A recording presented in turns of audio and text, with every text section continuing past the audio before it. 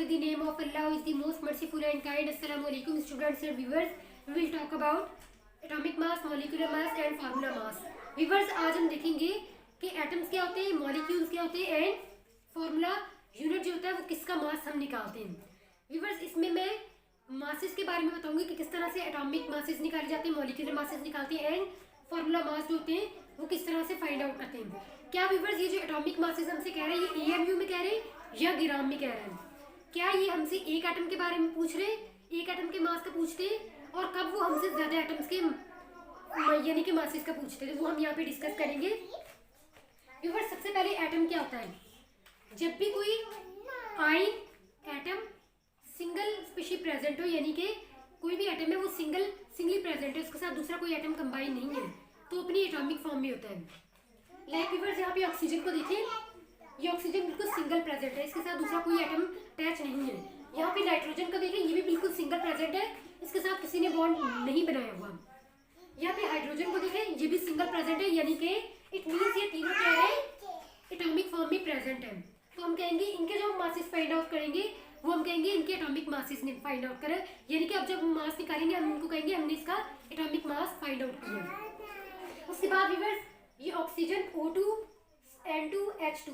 Weavers, जब भी कोई दो एटम्स आपस में कंबाइन हो जाए और बॉन्ड बना ले, यानी कि इलेक्ट्रॉन्स की शेयरिंग कर ले या इलेक्ट्रॉन डोनेट कर दें, तो उसको क्या कहते हैं हम लोग, मॉलिक्यूल फॉर्म हो गया.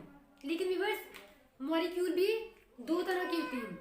एक वो मॉलिक्यूल जिसमें शेयरिंग होती है इलेक्ट्रॉन्स की, जिससे दो बॉन्ड आपस में शेयरिंग के जरिए अटैच हो जाए, और एक वो बॉन्ड जिसमें ट्रांसफर ऑफ इलेक्ट्रॉन हो जाए, एक वो मॉलिक्यूल भी होता है. लेकिन एक ये मॉलिक्यूल होता है जिसमें शेयरिंग होती है इलेक्ट्रॉन्स की, ये मॉलिक्यूल है. और एक दूसरा मॉलिक्यूल कौन सा विवर्स, ये सोडियम क्लोराइड. ये भी मॉलिक्यूल है, ये भी मॉलिक्यूल है. लेकिन डिफरेंस इन दोनों में क्या है, वो ये कि ये जो मॉलिक्यूल है इसको हम लोग अपनी डेली रूटीन में मॉलिक्यूल कहते हैं, लेकिन ये मॉलिक्यूल होने के साथ साथ ये फॉर्मूला यूनिट भी कहलाता है. लेकिन ये फॉर्मूला यूनिट नहीं कहलाएगा. इसका जो मास फाइंड आउट करेंगे वो फॉर्मूला मास भी कहलाएगा, लेकिन इसका मास फॉर्मूला मास नहीं कहलाएगा. इसका मास फॉर्मूला मास नहीं कहलाएगा, इसका मास फॉर्मूला मास कहलाएगा. वो क्यों? इसलिए कि जब भी एक मेटल, सोडियम एक मेटल है, क्लोरीन एक नॉन मेटल है, जब भी एक मेटल नॉन मेटल के साथ कंबाइन हो जाता है तो वो जो बॉन्ड फॉर्म करता है उनके दरमियान फॉर्मूला यूनिट बन जाता है. ये फॉर्मूला यूनिट बन चुका है. लेकिन इसमें दोनों सेम एटम्स प्रेजेंट हैं, सेम एटम्स. लेकिन अगर इन दोनों में सेम एटम्स के अलावा अगर यहाँ पे हाइड्रोक्लोरिक एसिड भी होता तो भी एक मॉलिक्यूल था, ये कोवेलेंट मॉलिक्यूल था. ये आयनिक मॉलिक्यूल क्यों बनता है? आयंस प्रेजेंट होते हैं, यानी कि ये पॉजिटिव ये नेगेटिव हो जाता है. जब ये अपने एक इलेक्ट्रॉन इसको ट्रांसफर करेगा तो इस पर पॉजिटिव चार्ज, इस पर नेगेटिव चार्ज डेवलप हो जाएगा. आयंस डेवलप हो गए, यानी कि पॉजिटिव और नेगेटिव. इस वजह से इसका जो मास कहलाएगा वो फॉर्मूला यूनिट कहलाएगा. लेकिन ये जो ऑक्सीजन है, सेम एटम्स के दरमियान शेयरिंग हुई इलेक्ट्रॉन्स की, तो ये मॉलिक्यूल कहलाएगा. ये जो मॉलिक्यूल कहलाएगा, इसका जो मास फाइंड आउट करेंगे इसका हम कहेंगे मॉलिक्यूलर मास फाइंड आउट किया. लेकिन इसका जो मास फाइंड आउट करेंगे हम कहेंगे हमने फॉर्मूला यूनिट का मास फाइंड आउट किया, यानी कि फॉर्मूला मास फाइंड आउट किया हमने. लेकिन हम अपनी डेली रूटीन में इसको यानी कि मॉलिक्यूल कहकर भी चलते हैं. इसी तरह से हाइड्रोक्लोरिक एसिड है, ये भी नॉन मेटल है, ये भी नॉन मेटल है. दो नॉन मेटल्स के दरमियान जब इलेक्ट्रॉन यानी कि बॉन्ड फॉर्म होता है तो वो भी मॉलिक्यूल कहलाता है. लेकिन ये वाला जो मॉलिक्यूल है ये कहलाएगा फॉर्मूला यूनिट. फॉर्मूला यूनिट भी कहलाएगा. अब विवर्स, ये कंपाउंड भी कहलाएगा, ये कंपाउंड भी कहलाएगा. लेकिन ये कंपाउंड नहीं कहलाएगा, ये कंपाउंड नहीं कहलाएगा, ये कंपाउंड नहीं कहलाएगा, एंड ये वाला कंपाउंड कहलाएगा और ये वाला कंपाउंड कहलाएगा. इस वजह से क्योंकि ये सेम एटम्स हैं. जब दो सेम एटम्स कंबाइन होते हैं वो एलिमेंटल फॉर्म में होते हैं, वो प्योर फॉर्म ऑफ सब्सटेंस होती है. ये बिल्कुल प्योर फॉर्म है सब्सटेंस की. क्यों? क्योंकि ये इसमें दोनों सेम एटम्स प्रेजेंट है. एक ऑक्सीजन है, दूसरे ऑक्सीजन के साथ बॉन्ड फॉर्म किया है. उसके बाद हाइड्रोजन सिंगल प्रेजेंट है, ये एलिमेंटल फॉर्म में, ये भी एलिमेंटल फॉर्म में, ये भी एलिमेंटल फॉर्म में, और ये दोनों प्योर फॉर्म में है. उसके बाद ये मॉलिक्यूल है, ये एटम है, ये भी मॉलिक्यूल है, ये भी मॉलिक्यूल है, ये भी मॉलिक्यूल है। ये फॉर्मूला यूनिट वाला मॉलिक्यूल है, इसका फॉर्मूला मास हम फाइंड आउट करेंगे। ये मॉलिक्यूल है, सिंपल मॉलिक्यूल है, कोवेलेंट मॉलिक्यूल है। ये भी कोवेलेंट मॉलिक्यूल है।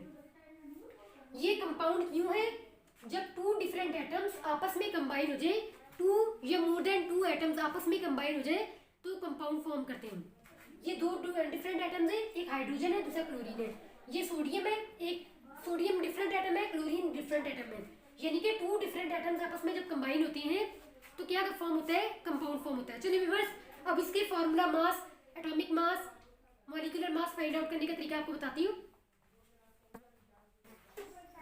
व्यूअर्स, अब ये जो एटम, मॉलिक्यूल और यहाँ पे मैं फॉर्मूला यूनिट लिखूंगी, इनके मासेस हम लोगों से पूछे जाए तो अगर वो आपसे कहें कि ग्राम में फाइंड आउट करो तो मतलब कि वो आपसे एक एटम का मास नहीं पूछ रहे, आपसे मोर देन वन का पूछ रहे हैं।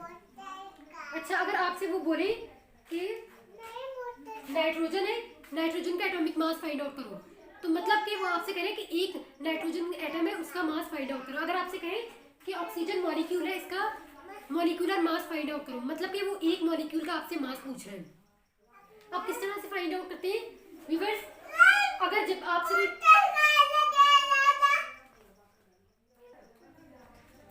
जैसे व्यूअर्स, अगर आपसे कहा जाए कि ऑक्सीजन का एटॉमिक मास बताएं तो आप कहोगे ऑक्सीजन का एटॉमिक मास क्या होता है?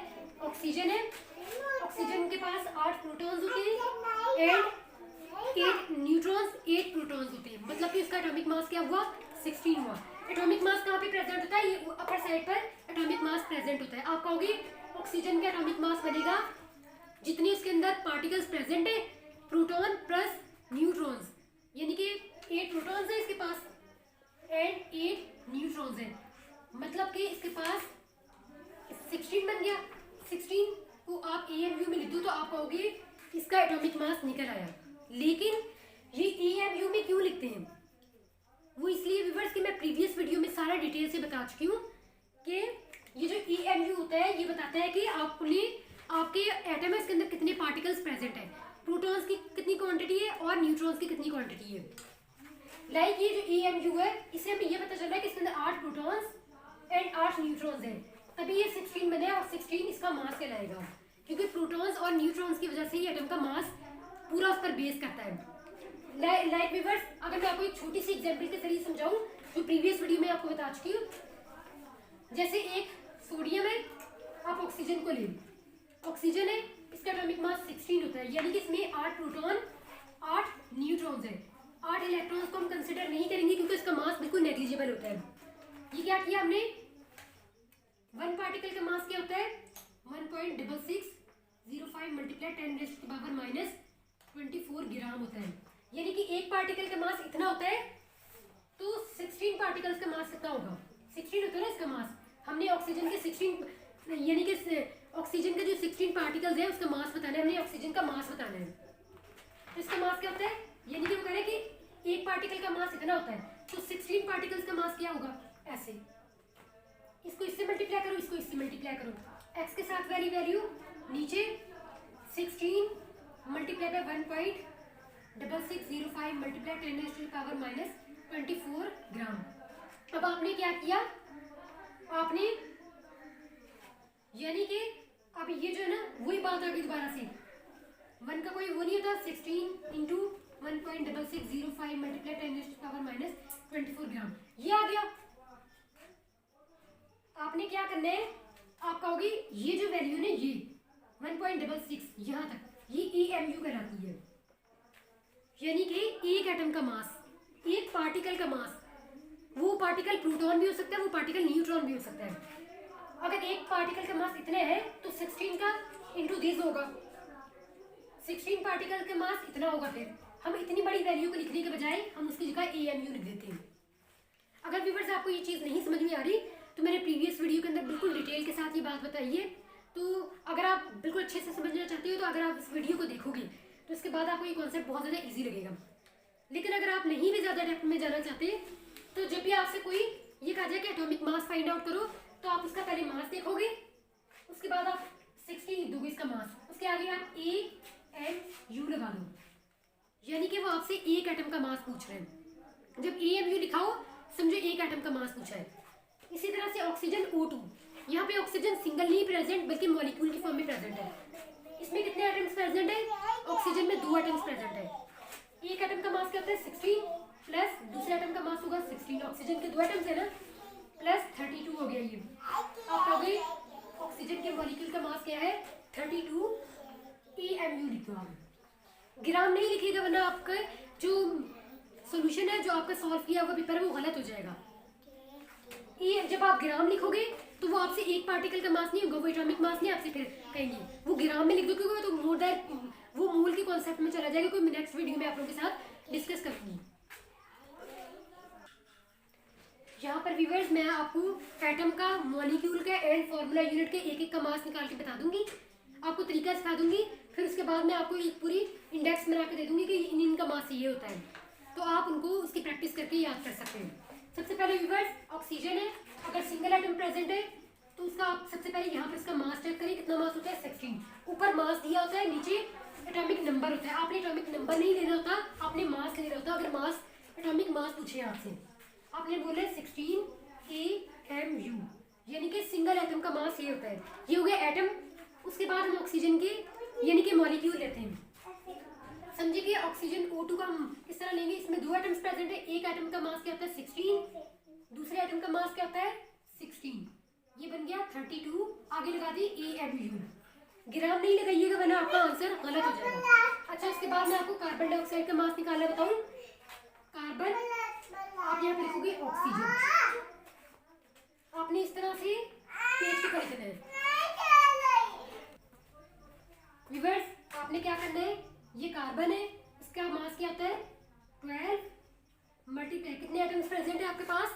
1 एटम प्रेजेंट है, उसको इससे मल्टीप्लाई कर दें। उसके बाद ऑक्सीजन है, ऑक्सीजन का मास क्या होता है? 16 मल्टीप्लाई, इसके कितने एटम्स आपके पास प्रेजेंट है? 2। इस तरह से किया, 12 1 ज़ा 12 एंड 16 2 ज़ा 32, ये आ गया। अब आपने क्या करना है, ऐसी लाइन लगा के इसको प्लस कर ले, 2 2 4 3 1 4, यानी कि 44 AMU आपका कार्बन डाइऑक्साइड का मास आ गया।